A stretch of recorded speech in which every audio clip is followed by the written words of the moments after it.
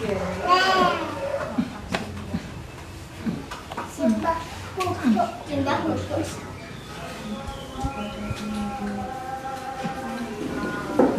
ditemokke. Tekane dina kiamat kula tetep mboten trima. Nek sing nuthuk wis mati ya sing kongkon.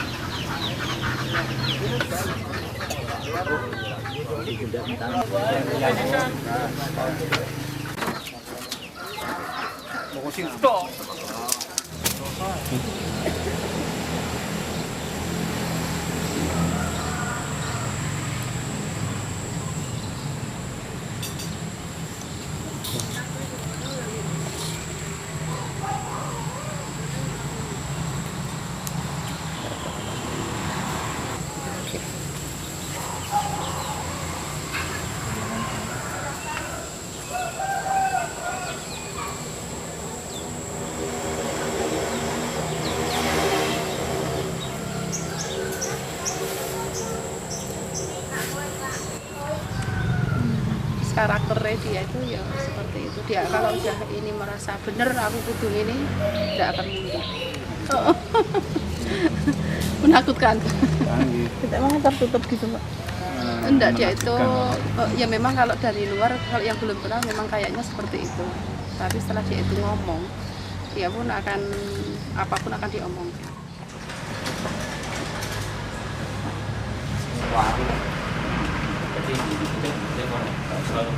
Dengan yang ini kan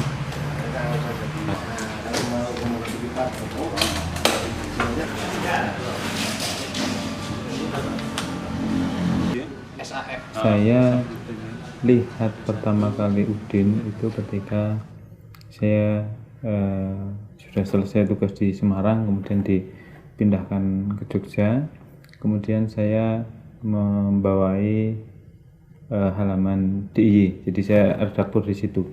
Udin itu salah satu wartawan yang bertugas di wilayah DIY, tepatnya di Kabupaten Bantul.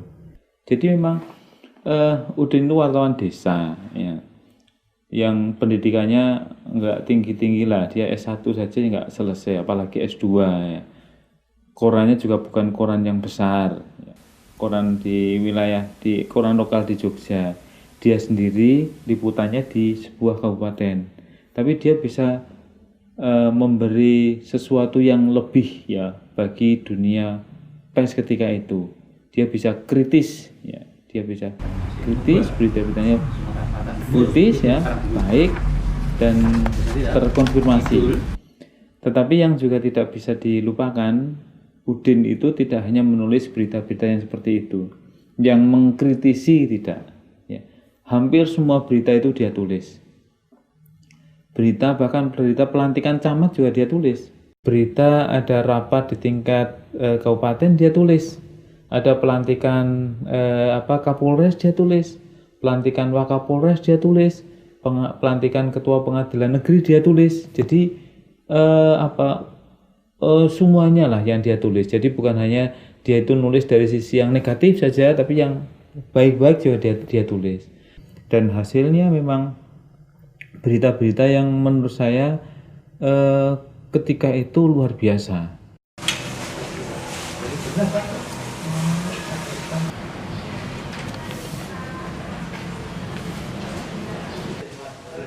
Sebelum kejadian Udin di kantor. Itu sempat ada 2 orang yang datang menemui Udin, ya. 2 orang yang datang menemui Udin. Bertamu, awalnya mencari Joko, tapi karena Joko sudah pulang, kemudian mereka menanyakan Udin. Menurut cerita dari teman di Bernas, setelah Udin menemui hanya nggak lama itu, paling nggak sampai 5 menit katanya, itu kemudian Udin tampak tampak gelisah. Dan nggak lama setelah itu sekitar jam 8 atau setengah 9 Udin pulang. Biasa sebelum pulang kan dia mampir ke meja saya untuk menanyakan apakah ada yang kurang di beritanya. Ternyata Bapak Din juga bangun langsung pakai celana panjang, pakai kaos dimasukkan kayak gitu kan. Jadi ya enggak ada rasa curiga. Makanya dia enggak bakalan karena aku sama yang datang juga enggak kenal, aku enggak bakalan ngikuti keluar kan. Kalau kenal mungkin aku malah ngikuti. Sebenarnya kan Pak Din yang aku suruh buka ke, tapi dia enggak mau kan. Wis tak buka ke wae. Ya akhirnya aku yang buka. Itu Pak Din enggak mau bukanya, sudah sarungan, jadi enggak mau keluar.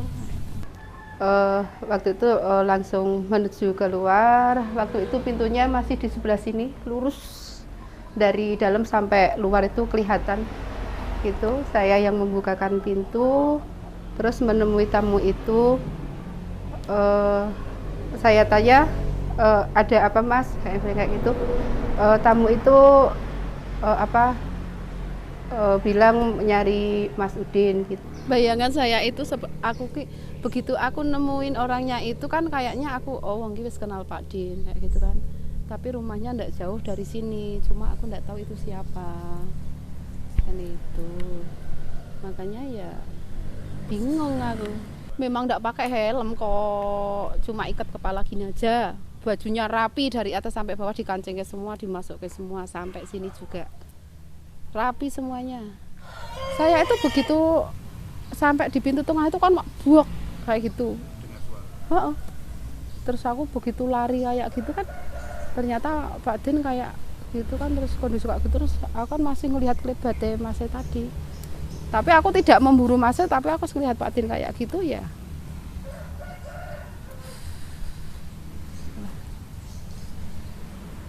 Sini wis kayak itu ya Allah. Tapi ya yang diherankan kok ulu hati sama sini yang bener-bener diincer kayak gitu loh. Terus dari situ kok satu kata pun enggak keluar. Udah. Bukan cuma berdarah lagi. Wes. Baju saya tuh kaos bawah semua darah tok. Aku angkat kepalanya.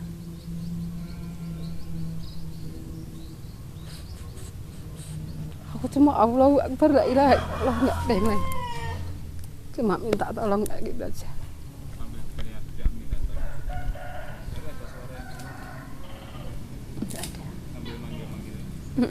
Tak kayak gitu udah enggak ada, cuma nafas sengal itu aja.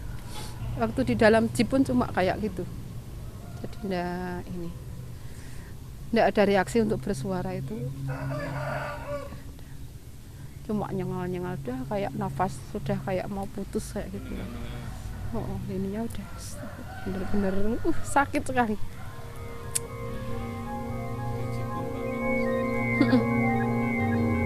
Kepala itu udah aku lepasnya baru di rumah sakit.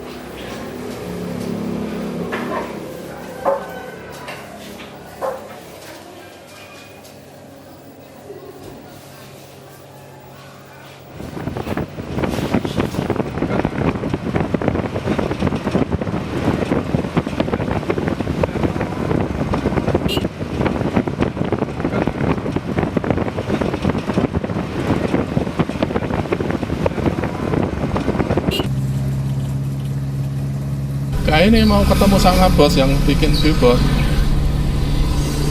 gitu. Terus saya dibawa ke Parangtritis. Terus saya dibawa ke Hotel Queen, katanya mau menemui bos.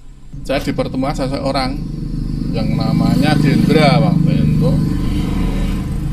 Pokoknya saya suruh mengakui kalau pembunuh Udin gini-gini. Saya kan nggak merasakan, saya nggak tahu bagaimana, ya kronologinya saya nggak tahu. Saya kan nggak mau untuk apa gini. Terus pokoknya kamu harus mengaku itu kalau ingin selamat. Nanti kalau ini bisa soalnya bisnis politik itu tadi ya. Waktu itu ada bisnis politik, ada karena nanti dapat penghargaan dari bupati. Jadi waktu itu Sri Kroso Sudarmoil. Nanti kalau itu dapat penghargaan dari bupati, ada pekerjaan, ya, dikasih pekerjaan, fasilitas, ada mobil, ada rumah, itu kan. Nah, terus saya dia mulai agak pokoknya kamu harus ingin selamat nanti langsung bisa pulang, bisa ya harus ngomong seperti tadi yang saya omongin tadi sama bos.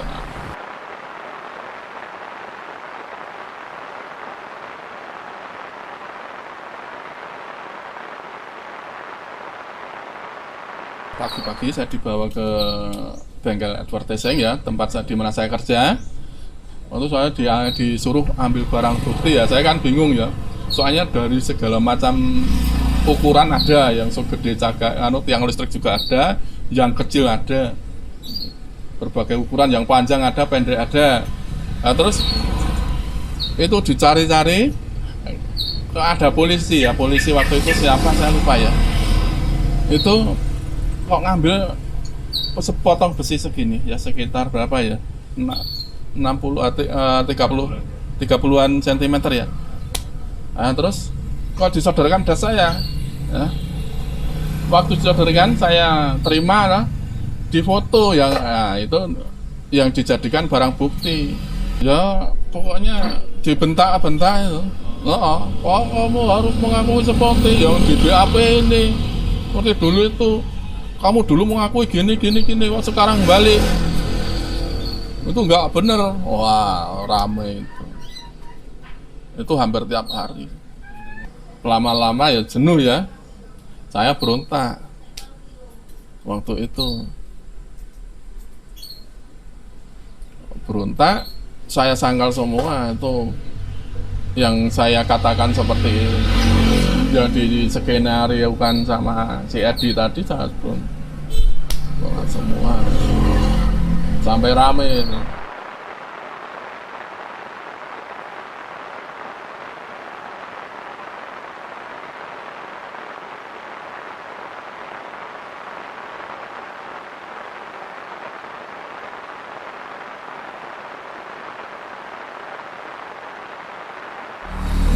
Semua saya tolak.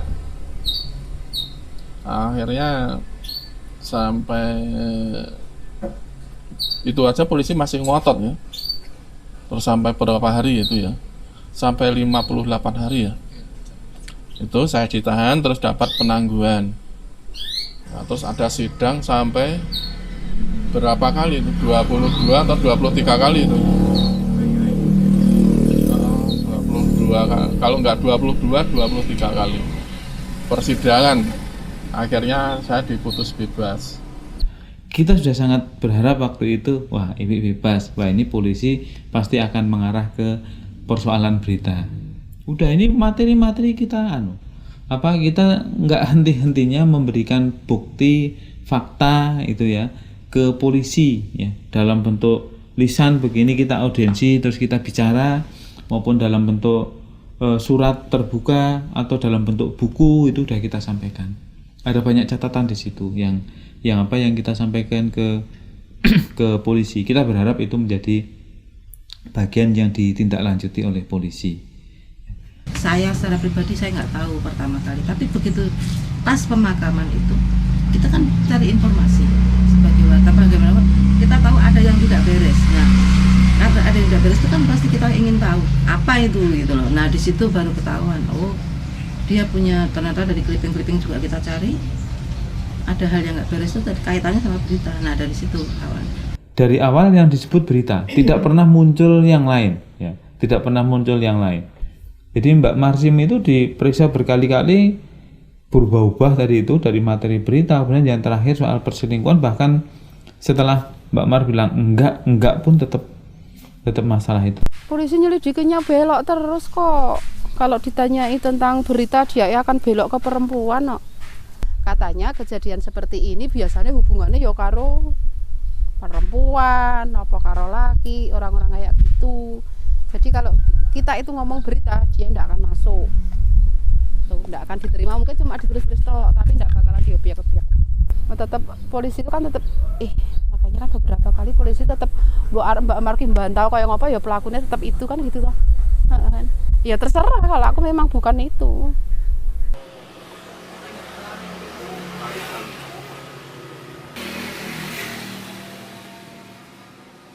Menurut saya pengawalan media dalam kasus-kasus seperti itu penting sekali, karena saya lihat belajar dari kasus ini itu kenyataannya fakta-fakta kami yang sempat kami beritakan itu kemudian sangat berpengaruh besar terhadap kekuatan seorang tersangka yang sebetulnya tidak melakukan kejahatan itu.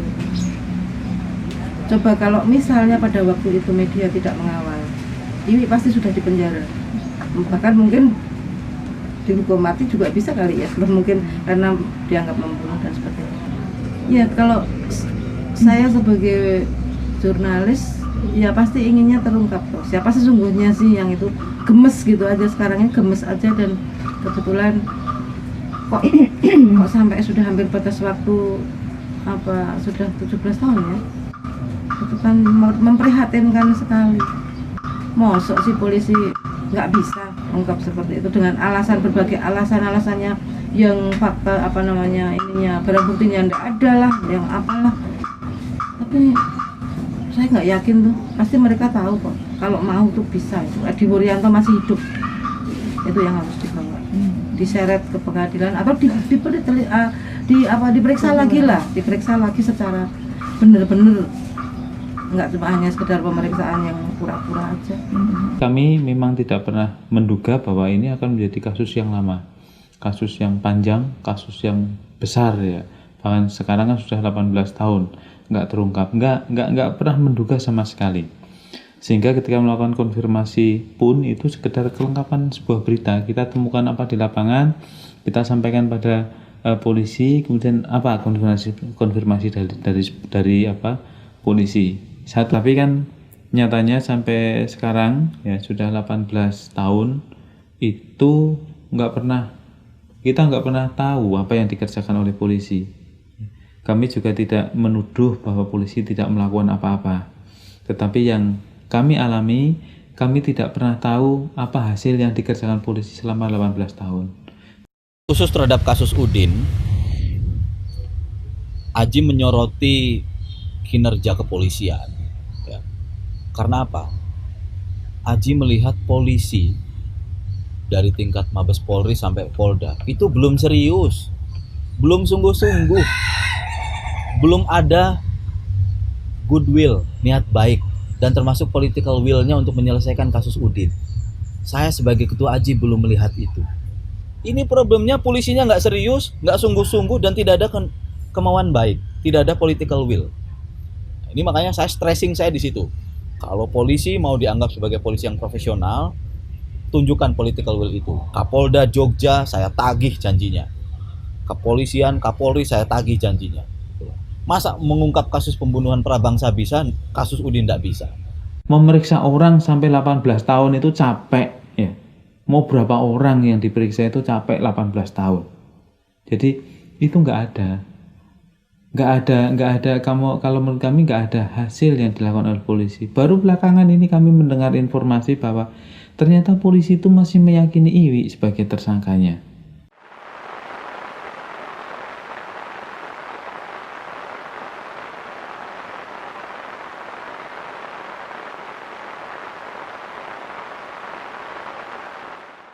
sebetulnya nopo ya.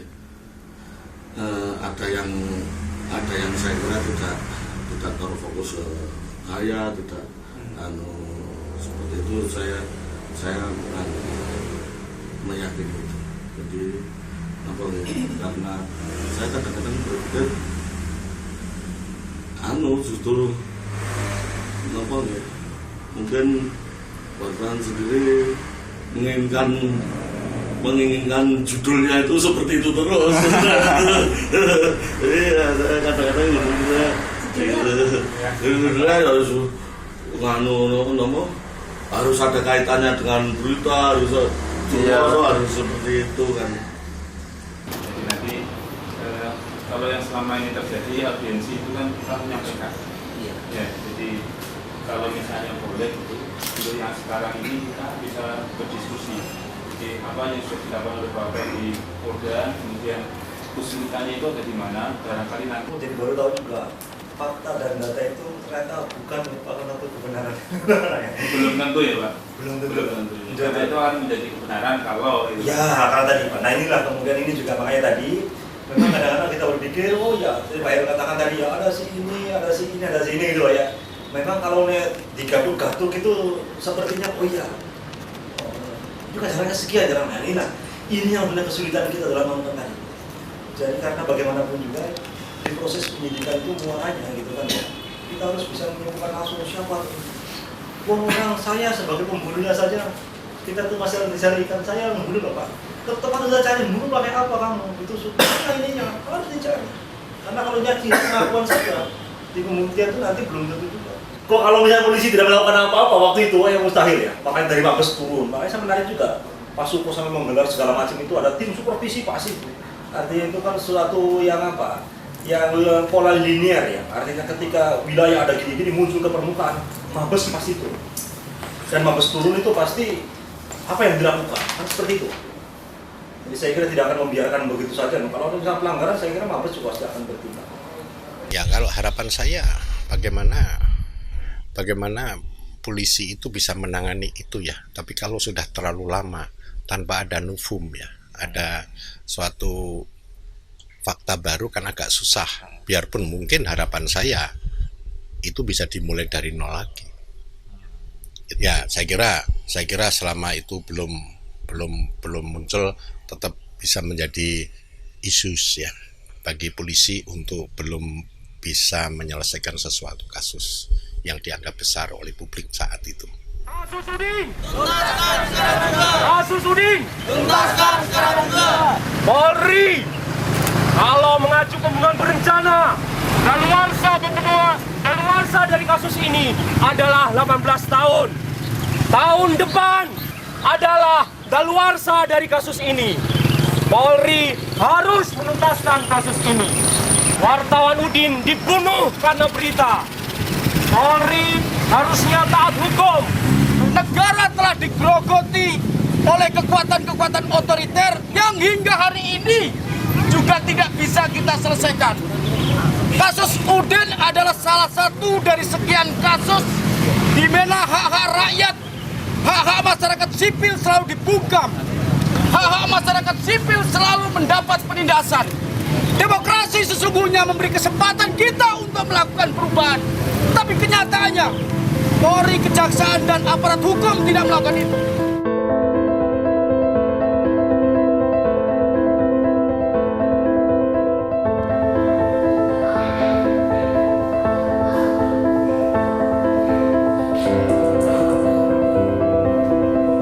Kalau harapan saya tentang kasus ini seharusnya bisa terungkap secepatnya karena ini tahun ini udah dianggap kadaluarsa. Mungkin saya mewakili kakak saya hanya berharap seperti itu, berharap pada pihak kepolisian